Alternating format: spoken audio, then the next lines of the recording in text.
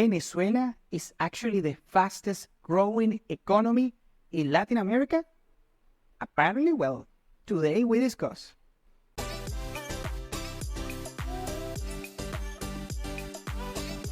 Welcome to Venezuela Insider, the only place in Venezuela for expats, digital nomads, entrepreneurs, investors, travelers, and related internationals. For more information, venezuelainsider.com. Today, we are going to talk about that Venezuela is actually one of the fastest growing economies in Latin America. Yes, Venezuela is growing faster than most economies in Latin America. Well, according to them, actually, Venezuela is poised to grow over 4% their GDP this year, making it the second biggest economic growth for 2024 in Latin America, just behind Dominican Republic, and actually the fastest growing economy in South America, bigger than Brazil. Argentina is actually is poised to have a negative GDP growth this particular year, 2024, bigger than Ecuador and Peru and Chile and all of these quote-unquote juggernauts in South America. And well, today we are going to discuss why is this happening. Well, first, let's give a shout out to Dominican Republic that they are taking care of business over there. Very good for Dominican Republic. And actually Costa Rica is actually battling with Venezuela to be the second economy regarding GDP growth this particular year, just on that neighborhood of 4%. And also we have to talk about that the rest of Latin America is, at the end of the day, is Latin America.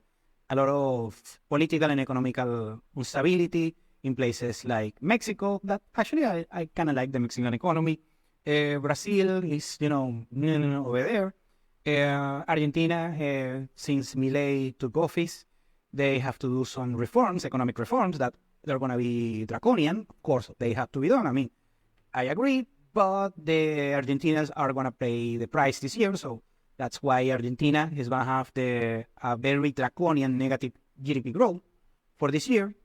Let's see what happens in the future.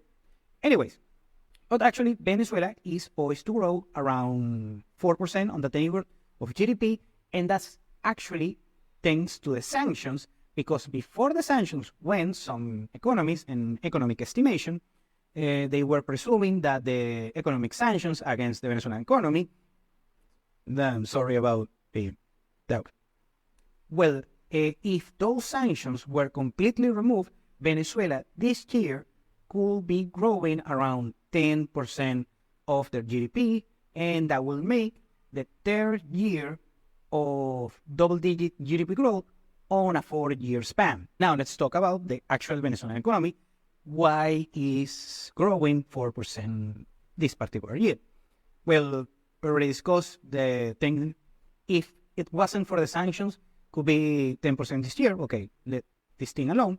But even still, with the sanctions involved, the U.S. sanctions actually have a bunch of waivers for multinational companies that, and also you have to remember that the sanctions only attack the oil industry, the government involvement on the oil industry, and also other strategic industries like finance and mining.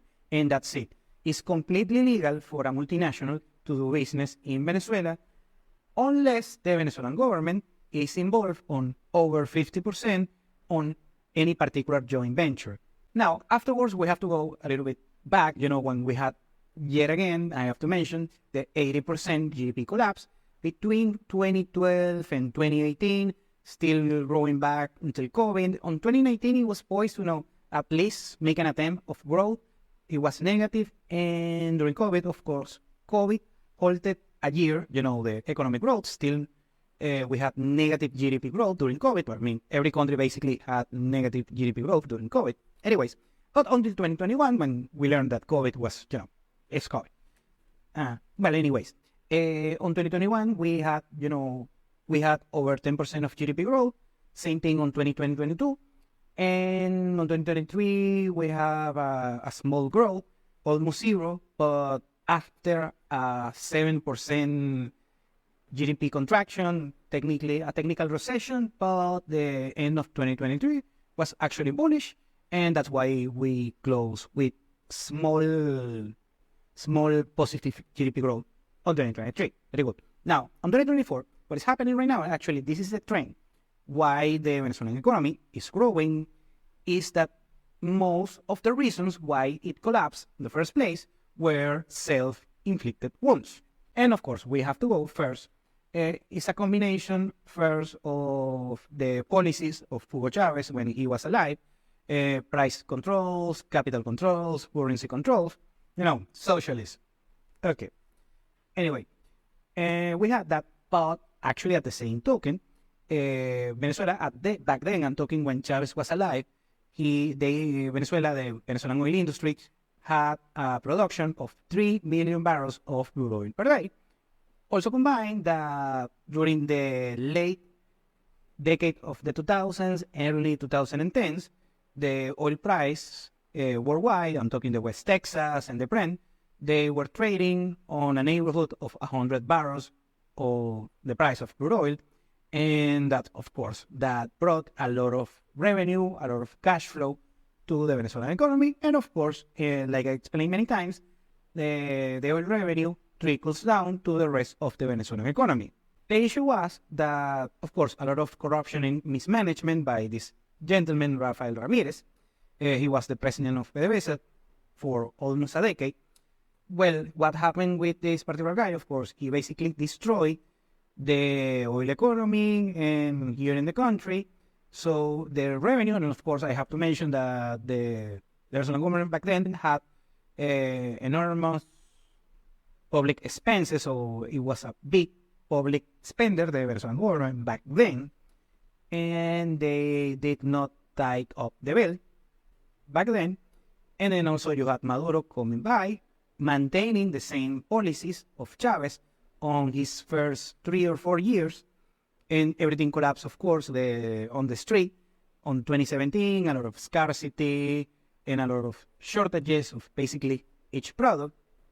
Anyways, now on 2018, Maduro actually gives a 180 of some of these policies. He lifted the currency controls, capital controls, price controls, and also the Venezuelan economy got de facto dollarized on 2019. So everything was bullish for the Venezuelan economy on that particular point. But still the issue was that the oil production in the country declined from 3 million barrels of crude oil to less than 1 million on the mid of the 2010s, and actually hit rock bottom during COVID on 400,000 barrels. Right now, the Venezuelan economy is producing between 800,000 and 900,000, so it's poised to reach 1 million, maybe not by this year, but early next year, and is poised to reach maybe 1.5 or 2 million in the next 10 years.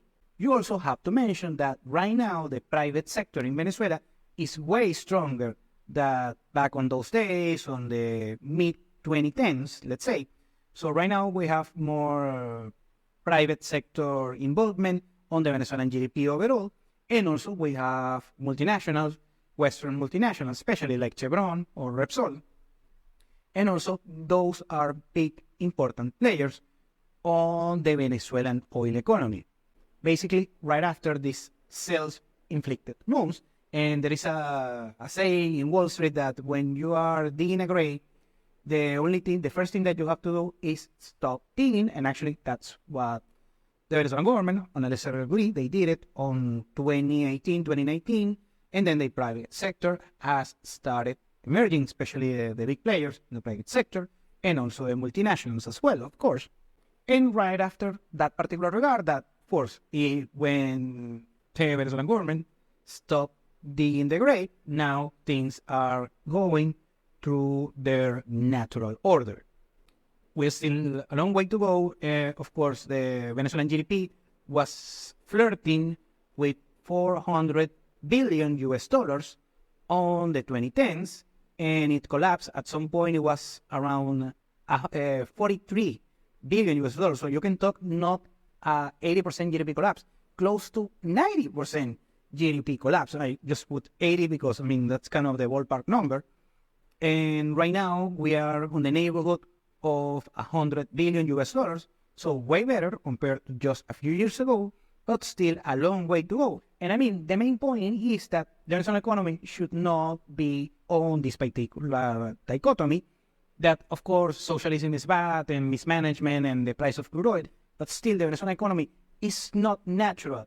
This particular place that it is right now, way below, on the neighborhood, should be around, let's say, 200 billion or 300 billion, talking the Venezuelan GDP, instead of just barely making it above 100 billion US dollars. Of course, it's a good trend, still a long way to go. And of course, the elephant on the room is the situation of the average Venezuelans. First thing that I have to explain is that GDP growth doesn't mean prosperity, it doesn't mean well-being for the average citizen. It only means that we are in a slightly better situation, but we need sustained GDP growth, and also in order that this particular GDP growth actually trickles down to the average Venezuelan. Right now, the situation of the average Venezuelan is that they got very impoverished, and their incomes, I'm talking the average income in the country, is very low compared to the basket of goods and services. And it's a sad situation, of course, as a Venezuelan, it hurts me to say, but at the same token, many Venezuelans don't understand that GDP growth doesn't mean that they're going to have the handouts, the socialism payments from the government that most likely won't happen. Actually, it happens, but on a very tiny scale, not enough in order to cover basic expenses as a whole. But future GDP growth and present GDP growth, actually, what will help is more opportunities, more synergy opportunities, more offer of goods and services. And this is undeniable compared to 2017, that was just 7 years ago. We have way more offer of goods and services. I'm talking supplies, food. Now we have new cars, also construction. That sector is, it's a little bit lagging right now. The fastest growing industries here in the country, food production, also tech, fintech, professional services, healthcare, and a bunch of others, by the way, that I didn't mention on that particular video. But of course, construction is not the best. And also you have to talk about the regions. It's not the same thing. The GDP growth is asymmetric. It's a K-shaped recovery that affects more positively to the region of Caracas, that has by far the largest GDP here in the country, and other states like Falcon State. Actually, they have suffered a lot on the past few years when the recovery started going up, because it's not trickling down to that particular regional GDP. In order to sum it up, we have the Venezuelan GDP is actually, according to the CEPAL and the IMF, the Venezuelan economy is poised to grow 4% of their GDP on 2024. That will be the second fastest growing economy on this year, just right after Dominican Republic, and the fastest growing economy in the whole South America. Of course, still a long way to go. We had a bunch of self-inflicted wounds that, of course, when those stopped, the Venezuelan economy started growing just right afterwards. Still, that doesn't mean that the average Venezuelan is having prosperity, because one thing is GDP growth and the other is prosperity for the average citizen. It's a K-shaped recovery that only involves certain industries and certain sectors and just a handful of particular regions within Venezuela. But in order to see actual well-being and prosperity for the average Venezuelan, we still have to wait like a decade at least for further GDP growth that most likely will happen, but it's going to take a while, and Venezuelans still, the average Venezuelan still needs to endure a few years in order to see real prosperity. Thank you for watching Venezuela Insider. Please like, share, and subscribe. Follow us on social media. If you want to work with us, VenezuelaInsider.com. Thanks again, and have a nice day.